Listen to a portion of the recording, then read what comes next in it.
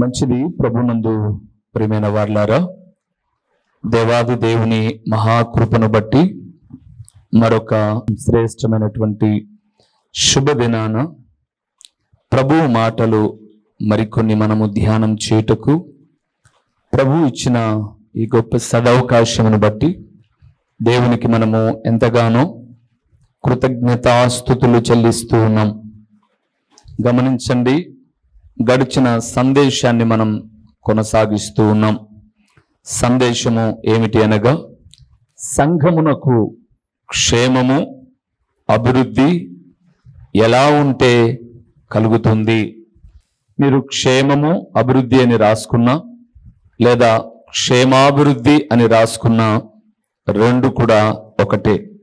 వాస్తవానికి బైబిల్ గ్రంథంలో సంఘము క్షేమాభివృద్ధి నొందెను అని అపోస్తల కార్యములు 9:31 మనము చూస్తాం.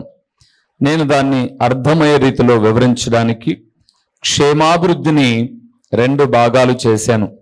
క్షేమము ప్లస్ అభివృద్ధి అని మాట్లాడుతూ వస్తున్నాను. ఏది ఏమైనా మన అంశం ఏంటి అనగా సంఘము. సంఘము అనగా ఇదివరకే చెప్పినట్లుగా కట్టడము కాదు. ఈ మధ్య నేను ఒక చోటుకి వెళ్ళినప్పుడు ఒకరితో మాట్లాడుతూ ఉన్నప్పుడు ఒక సేవకుడు 3000 సంఘాలు కట్టాడు అని అన్నారు. 3000 సంఘాలు, 3000 మందిరాలు కట్టింటాడు, కానీ 3000 సంఘాలు కట్టడం అతని వల్ల కాదు. ఎందుకంటే ఆ మందిరంలోనికి వెళ్తే లైట్ వేసే వాళ్ళు లేరు, ప్రార్థన చేసే వాళ్ళు లేరు. అది కట్టడమే తప్ప సంఘము అనేది క్రీస్తు యొక్క స్వరక్తములో కడగబడిన వారినే సంఘం అంటారు. అనగా రక్షించబడిన మీరు, నేను, మనమే సంఘం. కాబట్టి మనము సంఘం అభివృద్ధి చెందడము అంటే మందిరం డెవలప్ అవ్వడం కాదు. పూర్వం మాకు రేకులు ఉన్నాయి, ఇప్పుడు స్లాబ్ వేసుకున్నాం, ఇది కాదు డెవలప్మెంట్. అది మన కట్టడ, ఆర్థిక స్థితిగతులను బట్టి మెరుగు. కానీ ఆత్మీయతలో ఎదగవలసింది దేవుని ప్రియ సంఘము అని చెప్పుకునే మనం. మన కొరకు ఆయన ప్రాణం పెట్టాడే తప్ప ఈ కట్టడం కోసం కాదు. మనము సంఘము అని చెప్పాడే తప్ప ఇవి కాదు.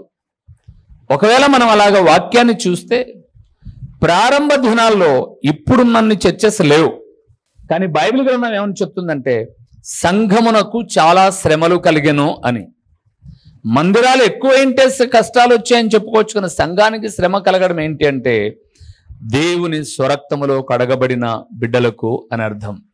అందుకే పేతురుతో అన్న మూలవాక్యాన్ని చదువుకొని వాక్య భాగంలోనికి వెళ్దాం. మత్తయి రాసిన సువార్త 16వ అధ్యాయము 18, 19 వచనాల్లో ఉన్న దేవుని వాక్యాన్ని మరియు ఒకసారి మనం చూద్దాం. మత్తయి రాసిన సువార్త 16వ అధ్యాయము 18, 19 వచనాలు. మరియు నీవు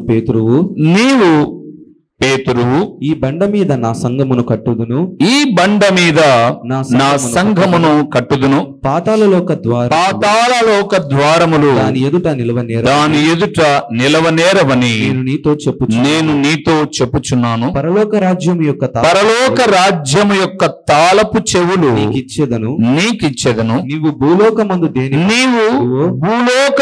దేని బంధించుదువో అది పరలోకమందును బంధింపబడును. భూలోకమందు దేని విప్పుదువో అది పరలోకమందును విప్పబడునని అతనితో చెప్పెను. చాలు. మరలా మీకు అర్థం అవడానికి చెప్తున్నాను. పేతురు శిష్యులు అందరూ ఉన్నప్పుడు యేసు ప్రభుల వారు అడిగారు, నేను ఎవరని చెప్పుకుంటున్నారు అని అడిగారు. అయ్యా, నేను అనేక చోట్ల దేవుని మాటలు ప్రకటిస్తున్నాను కదా, నన్ను ఏమని చెప్పుకుంటున్నారు లోకం అని అంటే, ఒకరు అన్నారు, చంపారు చూడండి అయ్యా, యోహన్నయ్య గారు తలను అరికించేశారు కదా, ఆయనే మళ్ళా బ్రతికాడు అనుకుంటున్నారు అని కొందరు లేదు ఏలియా ఆ రోజు ఆరోహణమై వెళ్ళాడు కదా, ఆయన వచ్చాడు అని కొందరు ఇలాగ అనుకుంటున్నారు అని చెప్పారు అక్కడున్న సమూహం. యేసు ప్రభు అడిగాడు, సరే వాళ్ళంతా ఏమైనా అనుకోనిలేండి, మీరేమనుకుంటున్నారు నా గురించి అన్నాడు. అప్పుడు అందరూ సైలెంట్ అయిపోయారు. కానీ పేతురు మాత్రం లేచి 16వ వచనంలో అన్నాడు, నీవు సజీవుడగు దేవుని కుమారుడైన క్రీస్తు అని చెప్పాను. పేతురు అన్నాడు, నీవు సజీవుడైన దేవుని యొక్క కుమారుడవు అని చెప్పాడు. దేవుడు అన్నాడు, ప్రభు అయిన యేసుక్రీస్తు అన్నాడు, అక్కడ చూడండి ఆ మాట రాయబడింది 17వ వచనంలో, సీమోను బర్యోనా నీవు ధన్యుడవు, పరలోకమందున్న నా తండ్రి ఈ సంగతి నీకు బయలుపరిచినే గాని నరులు నీకు ఏం చేయలేదు, బయలుపరచలేదు. నేను దేవుని కుమారుడను మానవ రీతిగా వచ్చినప్పటికీ అన్న సంగతి దేవుడే నీకు బయలుపరిచాడు తప్ప ఇంకా నరులు బయలుపరిచినది కాదు. కాబట్టి పేతురయ్య, నువ్వు బండలాంటి వ్యక్తివి. ఎందుకు బండ అన్నాడో తెలుసా? అక్కడ రాయబడిన చూడండి, మరియు నీవు పేతురువు, 18వ వచనం, నీవు పేతురువు అనే కాడ కిందనేమనుంది, రాయి, కదలవును. నేను చనిపోకముందు 3 మాటలు బొంకుతావు కానీ యేసుప్రభు ఎవరో నాకు తెలియదు అంటావు, కానీ తర్వాత నీకు మరణము సమీపించినా సరే నా కోసం నిలవబడతావు నువ్వు. రాయి అక్కడ వేసామనుకోండి, ఎంత గాలైనా రానివ్వండి, రాయి అక్కడే ఉంటుంది, పొట్టు మాత్రమే ఎగిరిపోతుంది. నీవు రాయివి, ఈ బండ మీద నా సంఘమును కట్టుదును. ఇప్పుడు మరలా చెప్తున్నాను, సంఘము అనగా మనమే, కట్టడము కాదు. అదేంటన్నా, మేము పెద్ద సంఘానికి పోతున్నాం, చిన్న అది మందిరం, అది కూడుకునే స్థలం, పర్యాయపదం, కూడుకునే స్థలం. అందుకే అర్థం అవడానికి మీకు ఏం చెప్తానంటే, సంఘము అభివృద్ధి చెందాలి అంటే దేవుని భయము కలిగి ఉండాలి అని అపోస్తల కార్యం 9:31 చూసాం. మొదటి విషయం అంటే ఇప్పుడు ఈ కట్టడకు భయం ఉంటుందా? ఈ కట్టడ లోపల కూడుకునేటటువంటి మనకు భయం ఉంటుందా? మనకి ఎంత పెద్ద మందిరానికైనా దేవుడు అంటే భయం ఉండదు, అవి రాయి కాబట్టి. కానీ అందులో కూడుకునే సంఘము భయము కలిగి ఉంటే వృద్ధి చెందుతుంది. రెండవది, సంఘము క్షేమాభివృద్ధి నొందాలి అంటే అత్యాసక్తితో కూడిన ప్రార్థన ఉండాలి. మరలా చెప్తాను, ఈ ఫ్యాన్లు ప్రార్థన చేయలేవు, ఈ గోడలు ప్రార్థన చేయలేవు, ఈ ఎల్ఈడి ప్రార్థన చేయలేదు, ఈ మైకు ప్రార్థన చేయలేదు. ప్రార్థన ఆయన స్వరక్తములో కడగబడిన దేవుని ప్రియ సంఘమైన మనము మాత్రమే చేయగలం. ఇప్పుడు మీకు క్లారిటీ వస్తుంది అనుకుంటున్నాను నేను. సంఘము అనగా కట్టడము కాదు, క్రీస్తు స్వరక్తములో కడగబడిన మనమే, అభివృద్ధి చెందాల్సింది మనమే, క్షేమంగా ఉండాల్సింది మనమే. కాబట్టి మనకు భయం ఉండాలి. రెండవది, ప్రార్థన ఉండాలి. మూడవది కూడా చూసాం, రక్షింపబడిన వారిని చేర్చుకొని ఆదరించాలి. అక్కడికి ఆగాం. అపోస్తల కార్యం 2:47 చదువుకున్న మూడవది ఆదరణ. మీకు ఒక మాట చెప్తాను, ఆదరణ అనగా ఎలాగుంటుందో. ఉదాహరణకు ఎవరో ఒకరు వాళ్ళ పిల్లలో, వాళ్ళ కుటుంబమో ఏదో ఇబ్బంది గుండా వెళ్తున్నారు. ఇప్పుడు తల్లిదండ్రులు తమ పిల్లలను మంచిగానే పెంచుకుంటారు. పిల్లలు లోకస్తులతో కలిసి సహవాసం, ఏదైనా చెడ్డ సహవాసం చేసి చెడుదారిలో వెళ్ళిపోతూ ఉన్నారు. అప్పుడు తల్లిదండ్రులుగా మనకు గుండెను పిండేస్తుంది. మా పిల్లలకు మేము అన్ని మంచి ఇచ్చాం, వాళ్ళు ఎవరి సహవాసమో ఎవరి దారిలో వెళ్తున్నారో చెడిపోతున్నారు అని తల్లిదండ్రులు కృంగిపోతూ ఉంటారు. ఆ విషయము మన సంఘస్థులే అనుకుందాం, మనకు తెలిసింది. మనకు తెలిసినప్పుడు ఆ ఇంటికో లేదా ఆ వ్యక్తితో మనం మాట్లాడుతున్నాం, అమ్మా మాకు కొన్ని విషయాలు తెలిసాయి, మీ పిల్లలు కొంచెం దారి తప్పి ఉన్నారు అన్న విషయం మాకు తెలిసింది. ఏంటి అలాగ పెంచుకున్నావు, అయినా వాళ్ళట తిరుగుతుంటే నీకేం అర్థం కాదా? ఈ మాట అనడానికి ఎట్లుంటుంది? ఒక తల్లిగా తండ్రిగా నువ్వు మంచిగానే పెంచుకొని ఉంటావు, వాళ్ళే వాళ్ళ స్నేహం వీళ్ళ స్నేహం నేర్చుకొని పాడైపోయారు. కాబట్టి దేవుని దగ్గరికి రా, నీ కొరకు నేను ప్రార్థిస్తా, నువ్వు ప్రార్థన చేసుకో, దేవుడు మనసు మారుస్తాడు అని చెప్పడం ఎట్లుంటుంది? రెండవది ఆదరణ, మొదటిది పొడవడం. అర్థమైందా మీకు? మొదటిది పొడవడం, గాయములో గాయాన్ని ఇంకా ఎక్కువ చేయడం. రెండవది ఆదరించడం. ధైర్యపరచబడు, భర్త మారలేదా? మారుతాలేమ్మా, ప్రార్థన చేద్దాం రా. మన సంఘంలో ఎన్ని కార్యాలు చేశాడు దేవుడు, ఎన్ని అద్భుతాలు చేశాడు, నీ జీవితంలో చేయడా అని రక్షించబడిన వారిని ఆదరించవలసింది ఎవరండి? సంఘం. భర్త తాగి చచ్చిపోయాడు, జూదగాడు, వ్యభిచారి, ఇన్ని చెడు లక్షణాలతో ఉన్న వ్యక్తితో కాపురం చేసే ఈమె చావక బ్రతుకుతూ ఉంటుంది భార్యగా. ఆమెకు మందిరానికి వస్తే కావాల్సింది ఆదరణ. అది ఇవ్వవలసింది ప్రక్కనున్న మనమే, ధైర్యపరచవలసింది మనమే. అందుకే గుర్తుపెట్టుకోండి, ఇది ఎవరైతే చేస్తారో వారు క్షేమమును, అభివృద్ధిని పొందుతారు ప్రియులారా. అంతే తప్ప వారి బలహీనత ఏదో మనం తెలుసుకొని 10 మందికి చేరవలసి. నీకు తెలుసా పలానోళ్ళు అంటే ఆ పలానోళ్ళు చెప్పిన తర్వాత రేపటి దినాన అది నీ ఇంట్లోకి కూడా వస్తుంది. ఎవరినన్నా అవునండి, ఎవరో ఒక బిడ్డనో, ఎవరో ఒక తల్లినో, ఎవరో ఒక కుమార్తెనో మనం చులకన చేసి 10 మందికి చాటించడమే మన బాధ్యతగా పెట్టుకున్నామంటే ఆ బాధకరమైన సంఘటన, ఆ కన్నీటిని బట్టి ఒకరోజు అది మన ఇంట్లో కూడా జరుగుతుంది. జాగ్రత్త. అంతవరకు చూసాం. భయం ఉండాలి, అత్యాసక్తితో కూడిన ప్రార్థన ఉండాలి, సంఘము రక్షించబడిన వారిని ఏం చేయాలి? చేర్చుకొని ఆదరించాలి. 4వ విషయానికి వెళ్దాం, సందేశం కంటిన్యూషన్కి వెళ్దాం. 3వ యోహాను పత్రిక. సంఘము అనే మాట లేకోకుండా ఎక్కడ మనం చదవమండి. 3వ యోహాను పత్రిక. అంటే అధ్యాయం లేవు, ఒకే అధ్యాయం ఉంది కాబట్టి పత్రిక అన్నాను. 1వ అధ్యాయం అంటే 2వ అధ్యాయం కూడా ఉండాలి, అది విషయం. 6వ వచనాన్ని చూద్దాం. 6వ వచనాన్ని వారు నీ ప్రేమను గూర్చి సంఘము ఎదుట సాక్ష్యమిచ్చిరి. చాలు. 7వ వచనం మనకు అవసరం లేదు. ప్రభువునందు ప్రియమైన వారులారా, యోహాను అనే భక్తుడు, ఆత్మీయుడు, దేవుని సేవకుడు లేకపోతే పరిచారకుడైనటువంటి గాయు అనబడే వ్యక్తికి పత్రికను రాస్తూ ఉన్నాడు. ఈ గాయుని గురించి బైబిల్ గ్రంథంలో 5-6 చోట్ల ఉంది. ఉదాహరణకు ఎక్కడ ఏదైనా ఒక చోట చూసి మరలా ఇక్కడికి వద్దామా మనం? ఏదైనా ఒక చోట చూసి రోమిలకు రాసిన పత్రిక.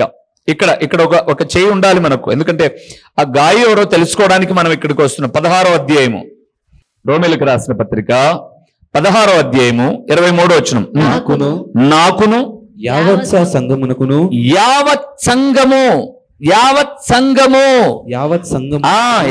సంఘమునకును ఆదిత్యమిచ్చు గాయు మీకు వందనములు చెప్పుచున్నాడు. చాలు. ఎవరి గాయు? ఆదిత్యమిచ్చే ఒక గుణము కలిగిన వాడు. ఇంకా చాలా ఉన్నాయి బైబిల్లో.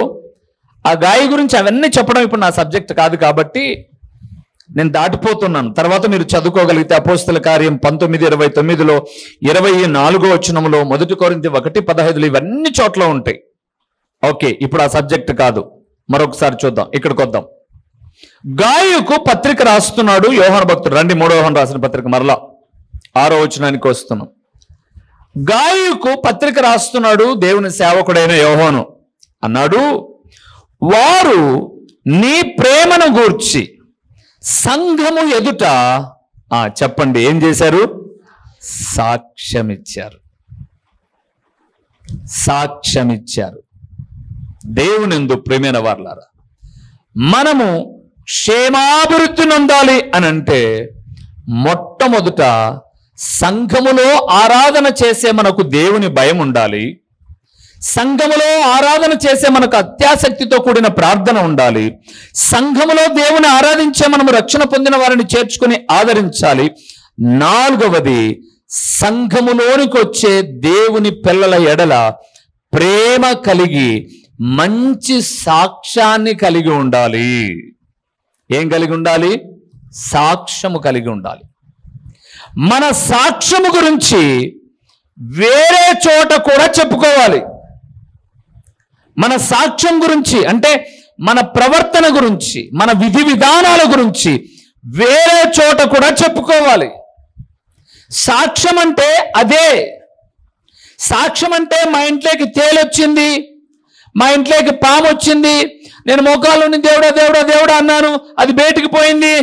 ఇది కాదు సాక్ష్యం. ఇది కాదు సాక్ష్యం. సాక్ష్యం అనగా నీ బ్రతుకు గురించి, నువ్వు ఒకప్పుడు ఇలాంటి వాడివి, నేను చూడగా ఇలాగ అయ్యావు అని సాక్ష్యం ఇవ్వాలి. ఇప్పుడు నేనున్నానండి, ఒక దేవుని సేవకుడిగా మొహమాటం లేకోకుండా దేవుని బిడ్డలైన మీ అందరి గురించి సాక్ష్యం చెప్పాల్సి వస్తే, అవునండి ఒకప్పుడు ఇలాగ ఉండేవాడు, ఇలాగున్నాడు, నిజంగా దేవుని కృప ఇలాగ మారుతాడని నేను అనుకోలా, ఎంత మార్పు ఇచ్చాడు దేవుడు, ఎంత చక్కగా ఇది అని ఒకరిద్దరి గురించి మనం చెప్పుకుంటాం. గాయను గురించి యోహాను చెప్తున్న మాట ఏంటంటే, నీవు ఎంత ప్రేమ కలిగిన వాడవో సంఘముని గురించి సాక్ష్యం చెప్పగా నేను విన్నాను గాయి అని అన్నాడు. దేవుని ఎందుకు ప్రేమైన వారలారా, ఇక్కడున్న మన గురించి సేవకుడు వద్దులేండి, మీ ప్రక్కనున్న వాళ్ళు, మీ ప్రక్కనున్న విశ్వాసులు మీ గురించి ఏమి సాక్ష్యం ఇవ్వగలరు? ఏమి సాక్ష్యం ఇవ్వగలరు? మంచి ఆతిథ్యం ఇచ్చేవాడనా, ప్రేమ కలిగినది అనా, జాలి కలిగినది అనా, దయ కలిగిన వారు అనా, ప్రార్థనాపరుడనా, ఏమిస్తారు సాక్ష్యం? మనం ఒక సంఘానికి 5 ఏళ్ళలో 10 ఏళ్ళలో 15 ఏళ్ళలో 20 ఏళ్ళలో వస్తే ఆరాధన చేసుకుంటే మన గురించి పాస్టర్ గారు వదిలిపెట్టండి, ప్రక్కనున్న విశ్వాసులు ఏమని సాక్ష్యం ఇస్తారు? మనము క్షేమాభివృద్ధి నొందాలి అంటే మన ప్రక్కనున్న సంఘం, మన ప్రక్కనున్న విశ్వాసి మన గురించి ఏం చెప్పాలి? సాక్ష్యం చెప్పాలి. ఆమె ఒకప్పుడు చాలా కోపిస్తండి, చాలా మారిందండి. చెప్తారా మీ గురించి? మార్పు అని అనేది ప్రభు దగ్గరకు వచ్చిన తర్వాత దబేళ్ళ మింద పడేవాళ్ళం, ఇప్పుడు మింద పడుతున్నా ఓపిక కలిగి ఉన్నాం. ఒకసారి దేవుని బిడ్డలుగా మనం ఆలోచన చేద్దాం. సరే, ఒకరిని అన్నానని మిగతా వాళ్ళందరూ కొట్లాడతారని కాదు నా ఉద్దేశం. నేను అంటాను, ఒక దేవుని సేవకుడిగా నీ గురించి నీ ప్రక్కనున్న విశ్వాసి ఏం సాక్ష్యం చెప్తున్నారు, ఏం చెప్పగలరు? నేను ఇందాక ఒకరిద్దరు పిల్లలను గద్దించాను. ఏమని? హెయిర్ స్టైల్ బాగుండాలి, డ్రెస్ బాగుండాలి అని చెప్పాను. వాళ్ళ ఇంట్లో వాళ్ళు చెప్తే తిరగబడతాడో, అలుగుతాడో, బయటికి పోతాడో భయం ఉండొచ్చు. అలాగని ఏం చెప్పుకోకుండా అదే తప్పిదంలో వెళ్ళిపోయి వాళ్ళు చెడిపోతారు. ఇప్పుడు మీరే చూడండి, చక్కగా తలదూకొని శుభ్రంగా ఉండడం ఎట్లుంది.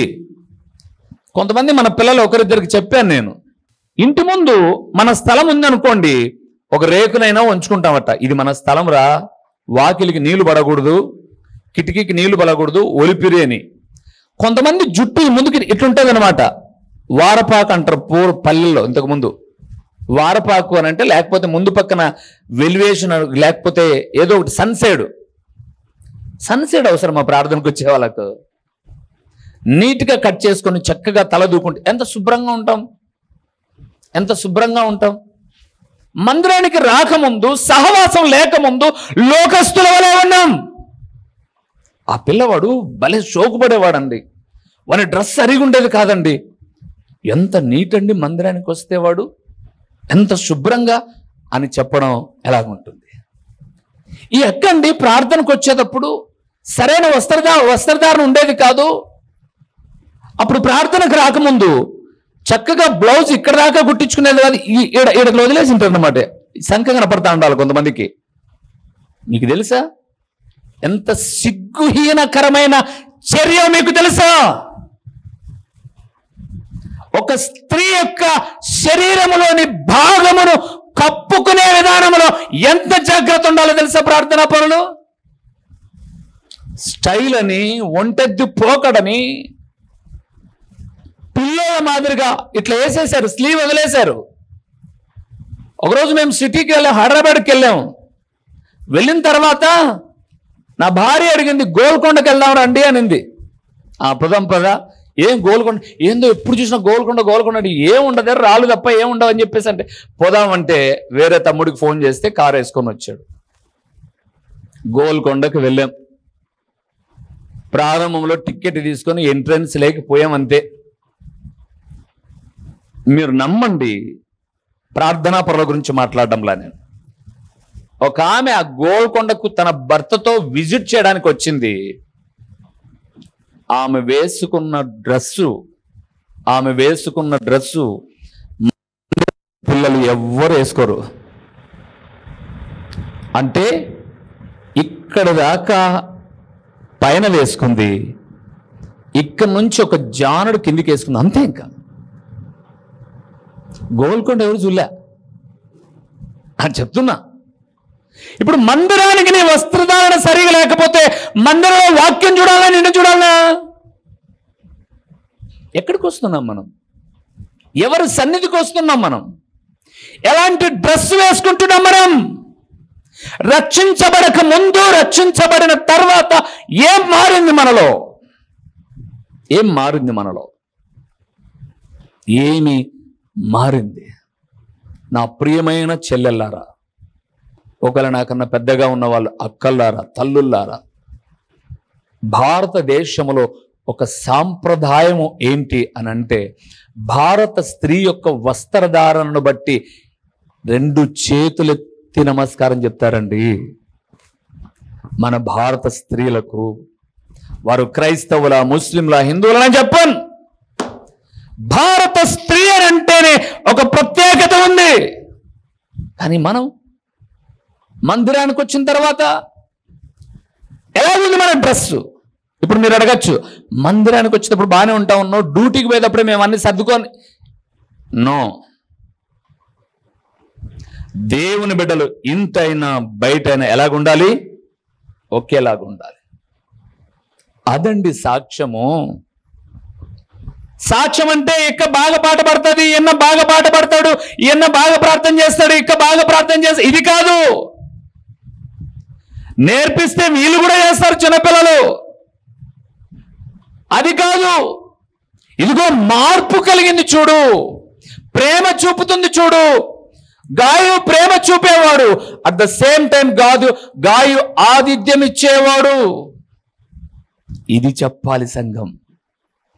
అప్పుడు మన అభివృద్ధి స్టెప్ బై స్టెప్ వెళ్ళిపోతుంది. ప్రియులారా, మీకు చాలా భవిష్యత్తు ఉంది. రాబోయే దినాలు బయట స్టడీస్ కూడా వెళ్ళిపోవచ్చు. మీరు అనదర్ స్టేట్స్కి వెళ్ళొచ్చు, అనదర్ కంట్రీస్ కూడా వెళ్ళొచ్చేమో. ఎక్కడ ఉన్నా మీ వ్యక్తిత్వాన్ని, దేవుని బిడ్డలు అనబడి వేయబడిన ముద్రను మీరేం చేయకూడదు? పోగొట్టుకోకూడదు. అది సాక్ష్యం అంటే. మా పిల్ల హైదరాబాద్కి పోయి లేనిపోటన్ని నేర్చుకొని వచ్చింది, ఇదా సాక్ష్యం? మా ఆమె చర్చికి వెళ్ళి ఇవి నేర్చుకుంది అనే సాక్ష్యం రావాలా? పోయింది కానీ ఏం మారలబ్బా అనే సాక్ష్యం రావాలా? సిగ్గేస్తుందండి కొంతమందిని చూస్తే. మీకు ఒకరిద్దరు నాయకులను చూపిస్తా, సందర్భం వచ్చింది కాబట్టి. ప్రజెంట్ తెలుగుదేశం గవర్నమెంట్లో హోంమంత్రిగా ఉంది అనిత. ముందు వైసీపీ గవర్నమెంట్ ఉన్నప్పుడు ఒక సినిమా యాక్టర్ పర్యాటక రంగానికి మంత్రి అయింది. ఎవరామె? నగరి. వాళ్ళు అనితమ్మ సినిమా హీరోయిన్ కాదు. రోజమ్మ సినిమా హీరోయిన్, ఒకప్పుడు సినిమా హీరోయిన్, ఆమె ఎమ్మెల్యే గారే, ఇప్పుడు కాదులేండి, ఒకప్పుడు సినిమా హీరోయిన్. అప్పుడు ఆమె వస్త్రధారణ ఎలాగుంది, ఒక నాయకురాలైన తర్వాత ఆమె వేసుకునే వస్త్రధారణ ఎలాగుందో మీరు టీవీలలో చూసింటారు. అవునా కదా చెప్పండి? ఒకప్పుడు సినిమా రంగంలో ఉన్నప్పుడు ఇంతింత డ్రెస్సులు వేసుకొని గంతులేసిన ఆమె ఒకనికి భార్య అయింది, పిల్లలకు తల్లి అయింది. ఒక నాయకురాలు అయిన తర్వాత మీరు వేసుకున్నట్టు కాదు, ఆమె వేసుకునేటటువంటి టోటల్ ప్యాకప్ అయిపోయింది ఆమె డ్రెస్ అంతా. ఇప్పుడు మీ దగ్గరకు వద్దాం. యేసు ప్రభుల వారిని నమ్ముకున్న తర్వాత, నమ్ముకోక ముందు మీరు ఒక గృహిణి అయ్యారు. మీరు కూడా అంటే ఒక వ్యక్తికి భార్య అయ్యారు, 2-3 పిల్లలకు తల్లులు అయ్యారు, ఒక సంఘములో విశ్వాస అయ్యారు. మీరెట్టు ఉండాలి ఇప్పుడు చెప్పమ్మా? ఇంకెందుకమ్మా ఒంటెత్తు పోకడలు ఎచ్చులు? నీకు ఏం మారావు? ఏమి సాక్ష్యం? నీకన్నా సినిమా హీరోయిన్ మేలు కాదు? సినిమా హీరోయిన్ మేలు కాదు? నగ్మ అనబడి ఒక హీరోయిన్ ఎంత అసభ్యకరమైన వస్త్రధారణ వేసి తెలుసామే? అప్పటిలో సినిమా రంగంలో కుర్రకారును ఉర్రుతల ఊగించి చెడుదారిలోనికి తిప్పడానికి కారణమైన ఒక నటి, ఒక హీరోయిన్, ఒక వ్యక్తి ద్వారా మార్పు చెంది యేసు ప్రభుల వారిని తన స్వరక్షకునిగా అంగీకరించిన తర్వాత సినిమా రంగంలో నుంచి దేవుని సేవలోకి వచ్చి ఈరోజు అనేక చోట్ల సాక్ష్యం ఇస్తుంది. మీరు ఇంటికి వెళ్ళిన తర్వాత అలాగా టచ్ చేయండి గూగుల్లో, యూట్యూబ్లో, ఆమె వస్త్రధారణ ఎలాగుందో మీరు చూడండి. నేను 2 పోలికలు చెప్పాను. ఒకటి రాజకీయ రంగం చెప్పాను, 2 సినిమా రంగం చెప్పాను, 3వది దేవుని సేవలోకి వచ్చిన మనం చక్కగా ఇక్కడ దాకా స్త్రీ చక్కటి బ్లౌజ్ వేసుకుని మంచిగా చీరను కప్పుకోవడం అందం అంటారు. ఇదేందంటే ఇట్లా ఎలా వేసుకున్నారు, ఇట్లా ఇట్లా వేసుకుంటే ఇట్లా ఎత్తినప్పుడల్లా ఎంత భర్తల భయం లేక, దేవుని భయం కాదు నన్ను అడిగితే, పురుషులు పిల్లలారా తల్లిదండ్రుల భయం లేక మీ డ్రెస్, మీ తల్లిదండ్రుల భయం లేక మీ హెయిర్ స్టైల్. ఇంకా ఏం సాక్ష్యం చెప్తాం మనం? చర్చి మనం ఎక్కడైనా సాక్షి ఎక్కడికి వెళ్తావరా నువ్వు అంటే రూబేనైనా చర్చికి వెళ్తావు, రూబేనైనా కాకపోతే నువ్వు ఇంకా పెద్ద చర్చికి వెళ్ళు. నీ మార్పు కలిగిన సాక్ష్యమేది? సాక్ష్యమేది? మా చిరునామా దైవజనుడు బ్రదర్ ఓ రూబేన్ గారు, క్రీస్తు ప్రార్థనా మందిరం, డోర్ నెంబర్ 1-10-386, నగరిగుట్ట, పులివెందుల, కడప జిల్లా. మీ ప్రార్థనా అవసరాల కొరకై సెల్ నంబర్ 9989067409.